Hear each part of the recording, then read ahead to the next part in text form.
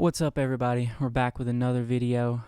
As you can tell, this is a little bit of a different style from what we're used to, so this is going to be something new that I'm trying out, basically for a way to build a little bit of a community here.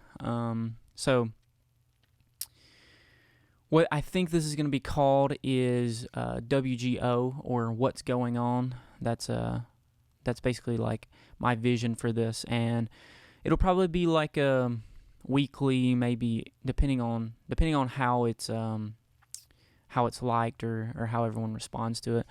We'll either do it like once a week or maybe once every 2 weeks, just depending on how it goes and what you guys want to hear.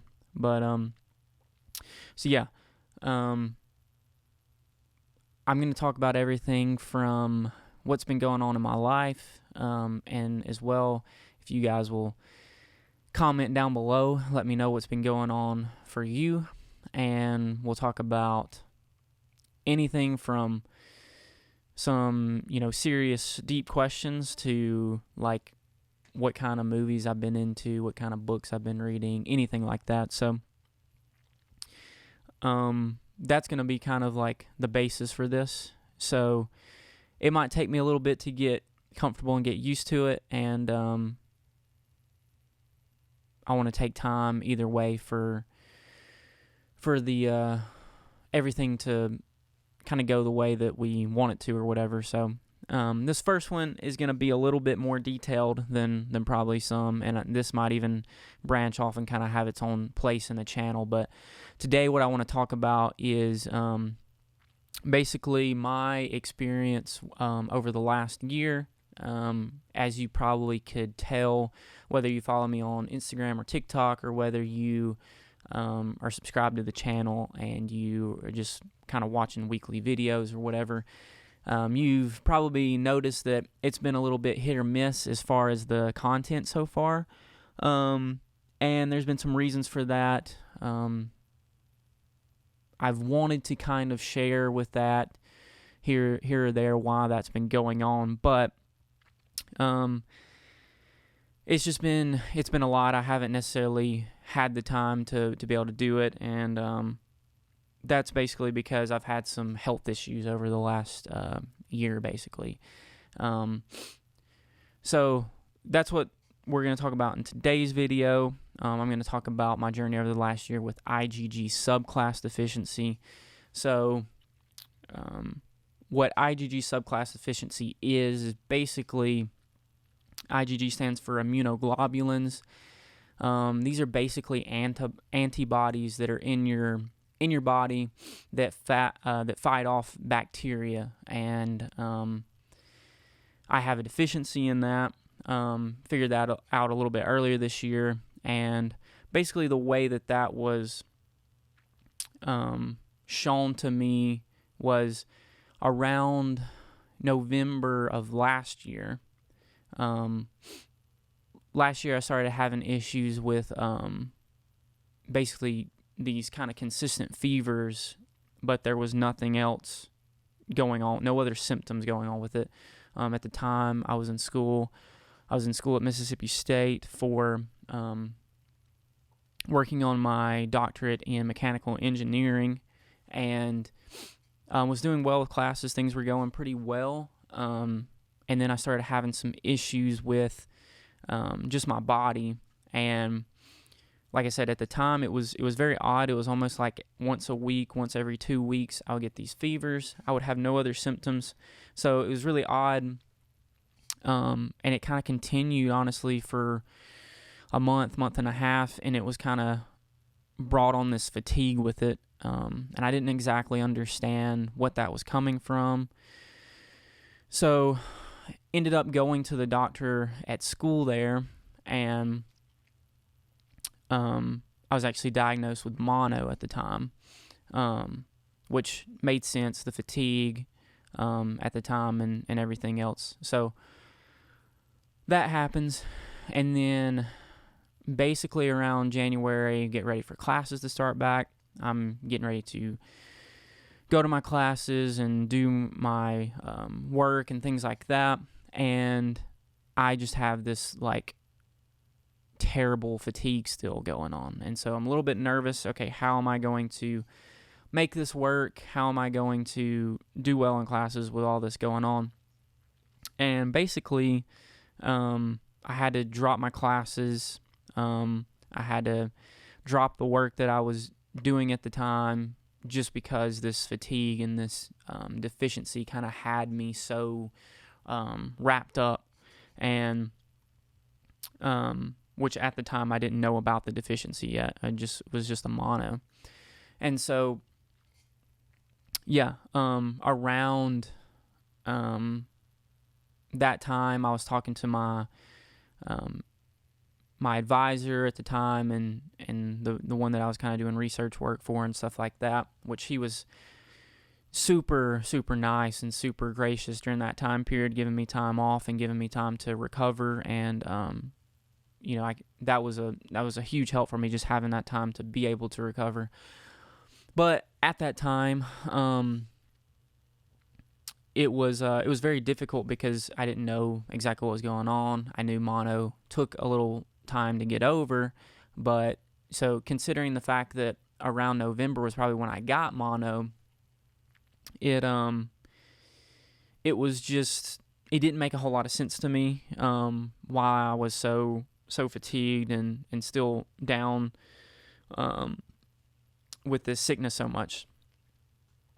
And so basically, for the next couple of months, I dropped my classes, I dropped work, and was just really focused on getting healthy, resting. And when I say fatigue, like, I'm talking, I was sleeping anywhere from 12 to 14 hours every night, 7 days a week. And when I was awake, I was not able to really be off the couch for longer than, maybe 30 minutes or an hour at a time to eat something. Like, it was detrimental. It was not just, hey, like, I'm sick and I need to kind of stay away from people. This was like, I didn't have a life at this point. Like, I was doing absolutely nothing. And so, I kind of looked into some things. I, tried to think about, okay, is there anything I can do to kind of speed this up? And everything I read was like, drink more water and rest more. So I kind of continued that. Well, things kind of gradually got worse. The amount of fatigue seemed to be getting worse. And so basically, I think around March this year, I went to the doctor and went to a different doctor and went to the doctor and they did some blood work, like so much blood, checked a lot of things, and figured out at that time that I had IgG subclass deficiency. So like I said, IgG, those are basically the antibodies in your body that are fighting off bacteria. A lot of people that have IgG subclass deficiency are more prone to get sick. Their immune system is basically just weakened, so you're a lot more susceptible to viruses and different bacteria and illnesses that other people wouldn't necessarily get. And like I said, what was odd to me was I wasn't necessarily getting a lot of sicknesses at the time. Like, I wasn't constantly ill or anything. I was just constantly fatigued, and I wasn't recovering from the mono. So once I was diagnosed with IgG subclass deficiency, for the next month, I started a probiotic and a antibiotic.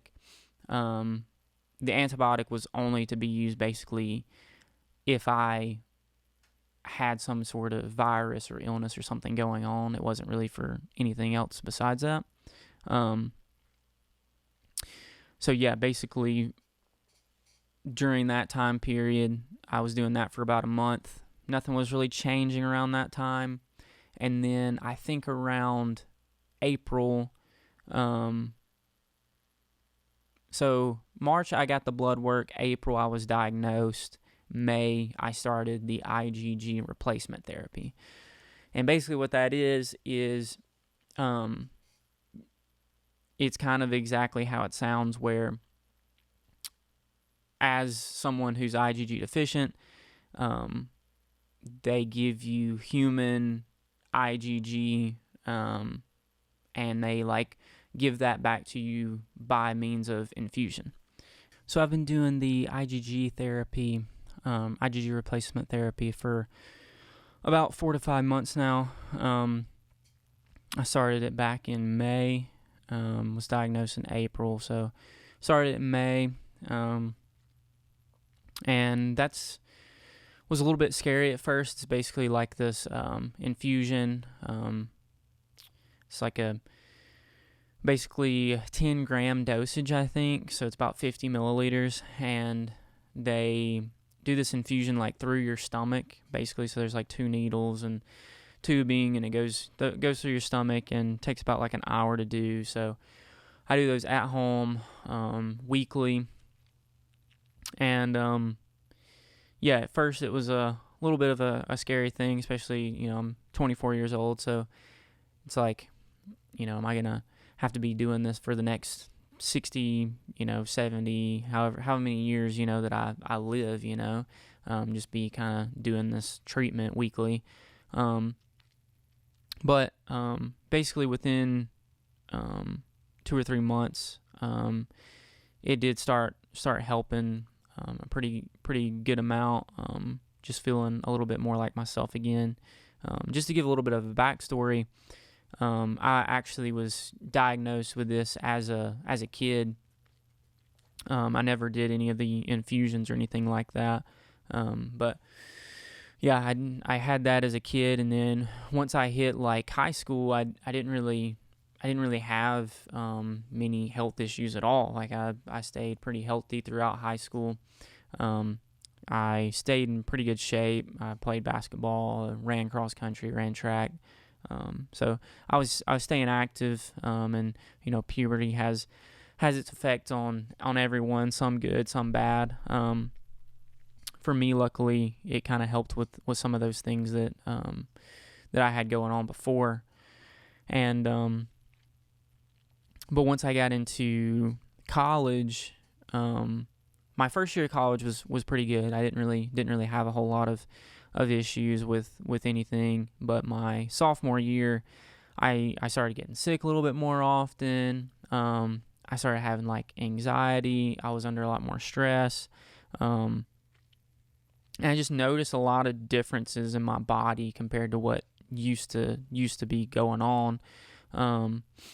And I basically developed tinnitus or tinnitus, which is basically like this ringing in your ear. And I've been to numerous ear doctors, ENT, since then, and for the most part, like, have kind of gotten the same response every time. Not really sure what it is, not sure what's going on. I've had a few different medicines that I've been prescribed, but haven't really taken any of them long term. But for the most part, just kind of constantly had this ear issue since then, and just still, even in the last 4 years since my sophomore year, I've just had a lot more issues with my body than I did previously, and I really think that the whole IgG subclass deficiency is what a lot of those issues stemmed from. If you look at some studies, and I'll try to leave some links down below if you want to go look at some things I've read. A lot of people that have IgG subclass deficiency have developed like sinusitis, or I think it's otitis,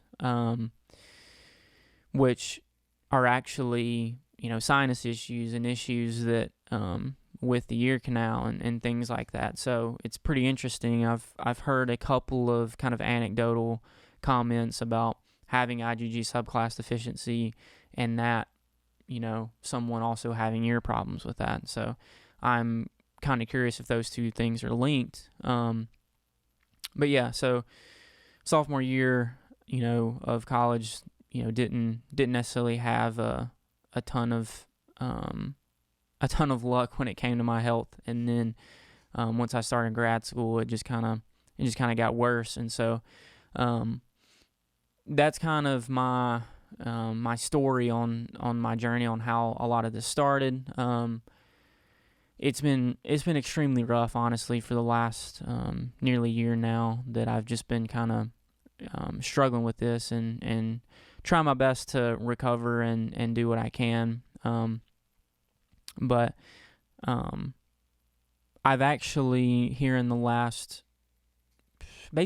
month, have uncovered a lot of things that have helped me, and I'm going to go into depth and go into more detail in the future on some of that stuff. But I am gonna kind of talk real quick about just some basics on that, because I know this video is already going a little bit long. But essentially, what's helped me a ton just the last month has been basically an anti-inflammatory diet. What's up, everyone? So this is Future Chase kind of coming back. Just wanted to wrap this video up. Had a couple of camera issues the other day, and the video was going a little bit long. So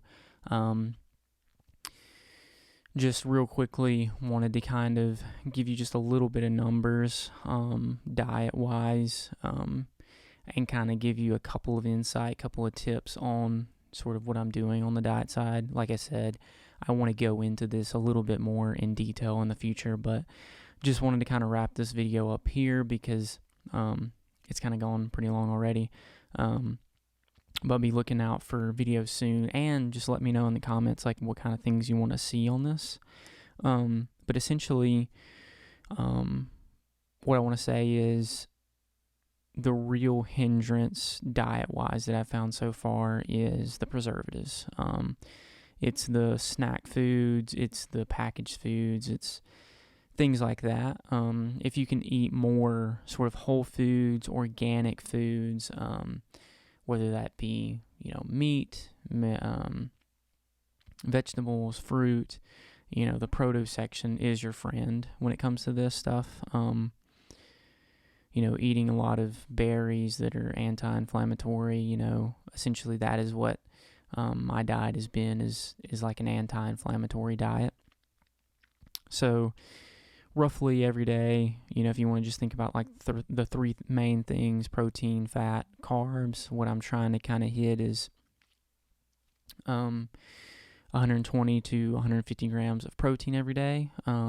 Fat is probably somewhere between 60 and 90 grams of fat every day. And then carbs, trying to keep that probably under 50.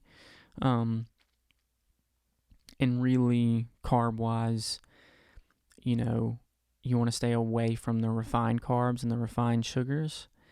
So if you're eating carbs, make sure it's coming from plant-based things like quinoa or sweet potatoes or oats. And like I said, I will make some more content going more into detail on this, but just want to kind of leave you with some numbers to think about and some things to think about in that nature. But that wraps up this first video on this, and I just want to say thank you for watching. I know it's been a lot longer than normal, but I've had a lot of fun recently kind of putting things together and figure out how I'm going to put this in video format. So let me know in the comments, what kind of diet things you want to know, whether it's actual meals and meal prepping, or whether it's what foods to stay away from.